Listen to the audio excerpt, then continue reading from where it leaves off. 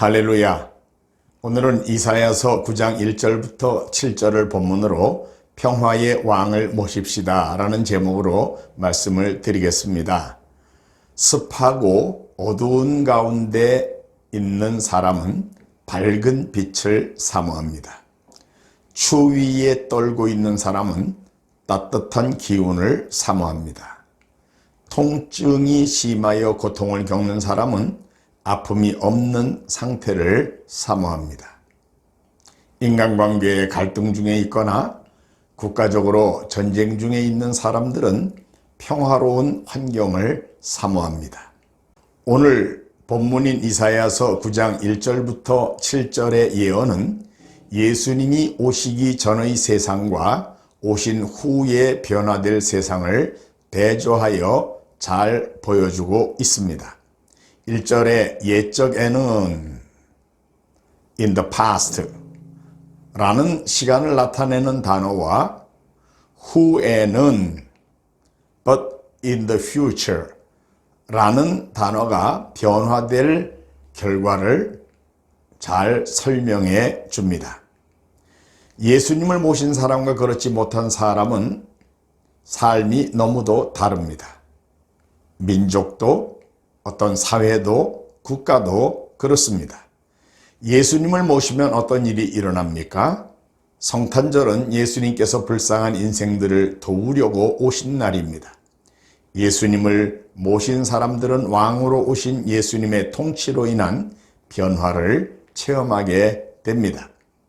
1절부터 5절은 메시아가 오시기 전과 메시아가 오신 후에 변화된 상태를 잘 설명하고 있습니다. 먼저 예수님께서 오시기 전에 인류의 상태를 보여주는 표현들을 보면은 1절에 전에 고통받던 자들에게는, 전에는 고통받는 자였고 옛적에는 스불론 땅과 납달리 땅이 멸시를 당하게 하셨더니 멸시를 당하는 자였다라고 표현하고 있습니다.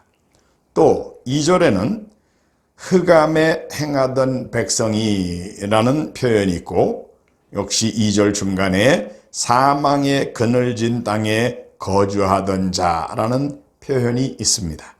그러니까 사람들은 흑암에 행하는 자들이었고 사망의 그늘 가운데 거주하던 자들이었다라는 거고요. 또 4절에서는 그들이 무겁게 맨 멍에와 그들의 어깨의 채찍과 그 압제자의 막대기를 이라는 말로 사람들이 얼마나 무거운 짐을 지고 고통을 받고 있었던가를 보여주고, 또 5절에는 어지러이 싸우는 군인들의 신과 피 묻은 겉옷이라는 말로 전쟁, 싸움이 계속되는 상태였었음을 보여줍니다. 이것이 전 옛적의 상태였다고 한다 그러면, 후에는 이제 메시아가 오신 다음에 변화된 상태에 대한 설명으로는 1절에 흑암이 없으리로다 라고 말했고, 또 영화롭게 하셨느니라 라는 표현으로 변화된 상태를 설명하고 있습니다. 2절에서는 흑암에 행하던 백성이었는데 큰 빛을 보게 됐다라고 말하고 있고, 또 사망의 그늘진 땅에 거주하던 자들인데 빛이 그들에게 비치도다 라고 말하고 있습니다. 3절에는 주께서 이 나라를 창성하게 하시며 그 즐거움을 더하게 하셨으므로 추수하는 즐거움과 탈취물을 나눌 때의 즐거움같이 그들이 주의 앞에서 즐거워합니다 라고 말하고 있는데, 창성하다 라는 표현이요, 또 즐거움을 더하는데 추수할 때의 즐거움, 땀 흘려 일한 농부에게 추수할 때의 즐거움은 정말 큰 순수한 즐거움이지요. 또 탈취물을 나눌 때의 즐거움, 이거는 전쟁하는 군인이 전쟁에서 승리했을 때에 자기가 이제 그저 적을 무찌르고 그들이 가지고 있던 것을 뺏는, 그래서 뺏은 것을 나눌 때의 즐거움, 전쟁에 승리했을 때의 군인의 즐거움에 비유해서 말하고 있는 겁니다. 그러면서도 그들이 주 앞에서 즐거워한다라는 말로 말하고 있는데, 죄악된 일의 성공으로 기뻐하는 것이 아니라 하나님 앞에서 순수하게 기뻐하는 정말 순수한 일로 기쁨을 맞이할 것에 대한 설명이라고 하겠고, 또 그 다음에 4절에는 원래 그들에게 있었던 무겁게 맨 멍에 어깨에 채찍 그리고 앞제자의 막대기를 주께서 꺾으시되 그랬습니다. 주님이 그런 과거의 무거운 멍에와 채찍과 막대기를 다 꺾어버려 주신다 라고 말하고 있고, 또 그것은 마치 미디안의 날과 같이 이스라엘 백성들이 오랜 동안 미디안에 의해서 고통을 받다가 결국은 기드온에 의해서 그 미디안을 무찌르고 완전히 자유롭게 됐을 때의 그 기쁨과 같은 그런 기쁨이 있게 될 것이라는 내용이고, 5절에서는 어지러이 싸우는 군인들의 신과 피 묻은 겉옷이 불에 섭같이 살라지겠다라고 말씀하시므로 이제는 더 이상 전쟁을 하는 데 필요한 도구들이 없어도 된다는 것을 보여주는 평화로운 때가 도래하게 됐다는 것을 설명해 주고 있습니다. 그러면 1절부터 5절에 나와 있는 이런 전에는 이렇게 불행했었는데 후에는 이렇게 행복하게 될 거야 라는 이 내용이 어떻게 이루어지게 된 겁니까? 그 이유를 6절에는 이렇게 설명하고 있습니다. 이는 한 아기가 우리에게 낳고 한 아들을 우리에게 주신 바 되었는데 그의 어깨에는 정사를 메었고 그의 이름은 기묘자라 모사라 전능하신 하나님이라 영전하시는 아버지라 평강의 왕이라 할 것이다. 이렇게 변화가 크게 이루어지는 이유는 한 아들을 우리에게 주셨기 때문인데, 그 아들이 누굽니까? 그 어깨에 정사를 맸다. 그런 통치하는 통치권을 가지신 그런 분이라는 거지요.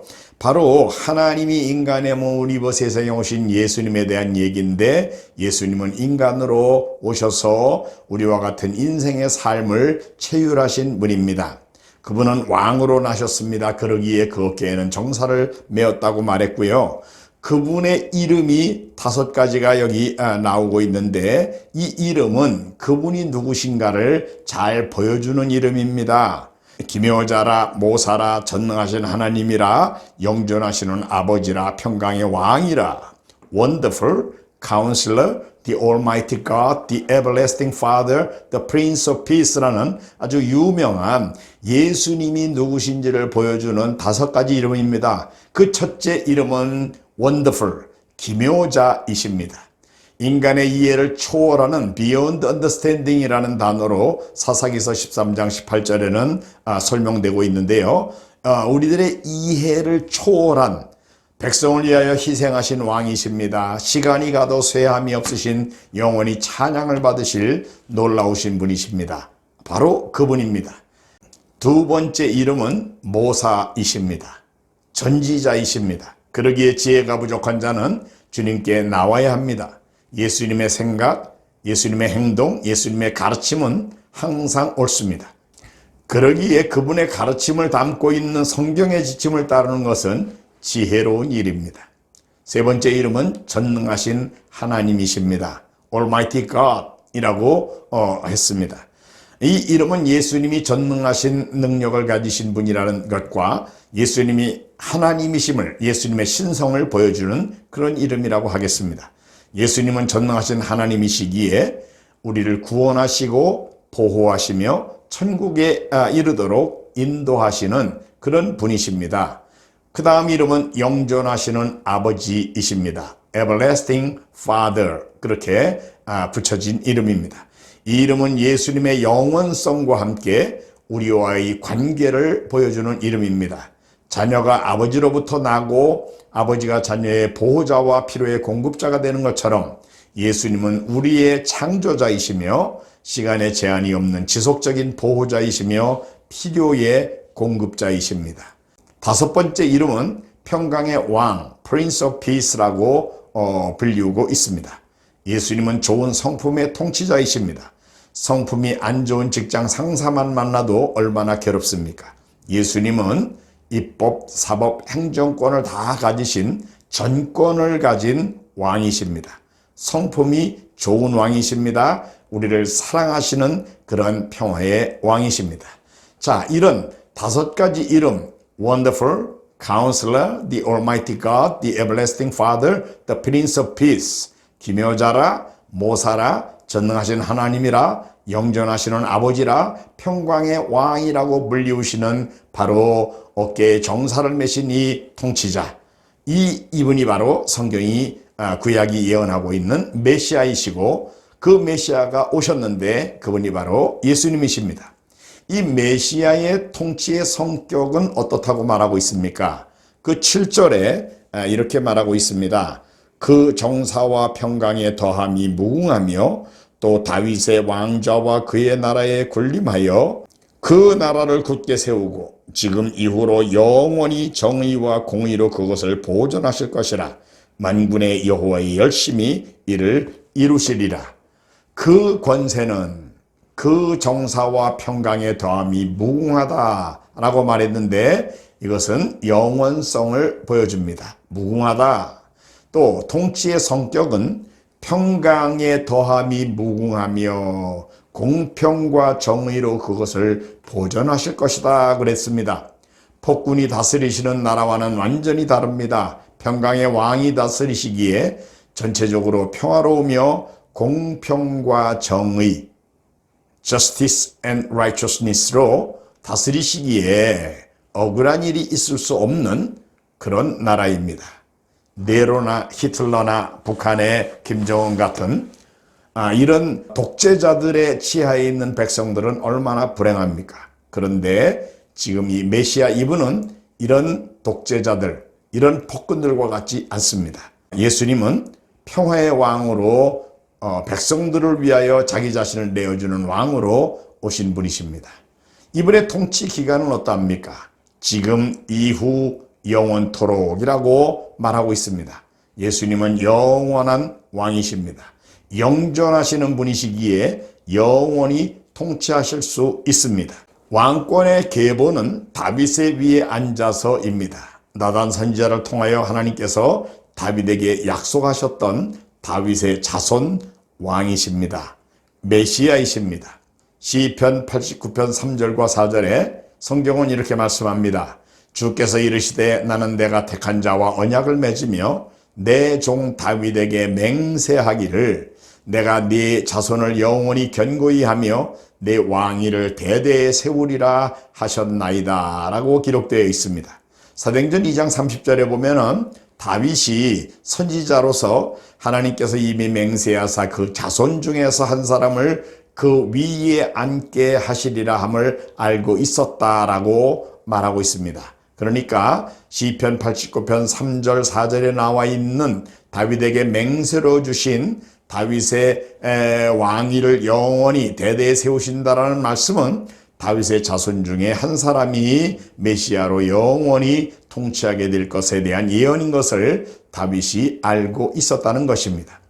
그 다음에 7절 마지막에서는 이 예언의 확실성을 보여주는 말로 이 예언이 분명하게 성취될 것을 만군의 여호와의 열심히 이를 이루리라 라는 표현이 보여줍니다.